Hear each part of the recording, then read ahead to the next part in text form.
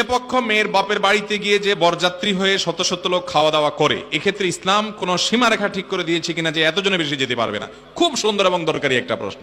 ভাইরা আমার, বিয়ে করতে গিয়ে এই অনাচারটা করেন নাই এমন মায়ের ছেলে এই মজলিসেও খুব কম আছেন। এটার নাম দিছে আমাদের দেশে বরযাত্রী। আমি এটাকে সবসময় বলি বদযাত্রী। কেন বদযাত্রী বলি? বিয়ে উপলক্ষে ছেলে হিসেবে আপনি যাচ্ছেন বিয়ে করতে, আপনার সাথে দুইজন সাক্ষী থাকবে, আপনার অভিভাবক থাকবে, কয়েকজন থাকতে পারে যৌক্তিক, কিন্তু আপনি কি করছেন? বিয়ে উপলক্ষে রীতিমতো চুক্তি করতেছেন যে আমাদের তরফ থেকে 200 লোক যাবে। আপনার এলাকায় হয় এগুলা? 300 লোক লাগবে, 500 লোক যাবে, তাদেরকে খাওয়াইতে হবে। কে? মেয়ের বাপ। বিয়ে উপলক্ষে একটা মাত্র খাওন আছে, সে খাবারের আয়োজনটা করবে কে? ছেলে। সে খাবারের নাম কি? ওয়ালিমা। এই ওয়ালিমা খাওয়াবে ছেলে।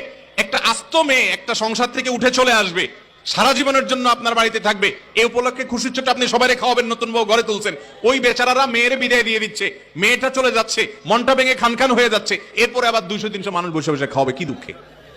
এই জন্য এই যাত্রাটাকে আমি বলি এটা বরযাত্রা না, এটা বদযাত্রা। এটা বরযাত্রী না, এটা কি? বদযাত্রী। এটা জায়েজ নাই, বিশেষ করে এভাবে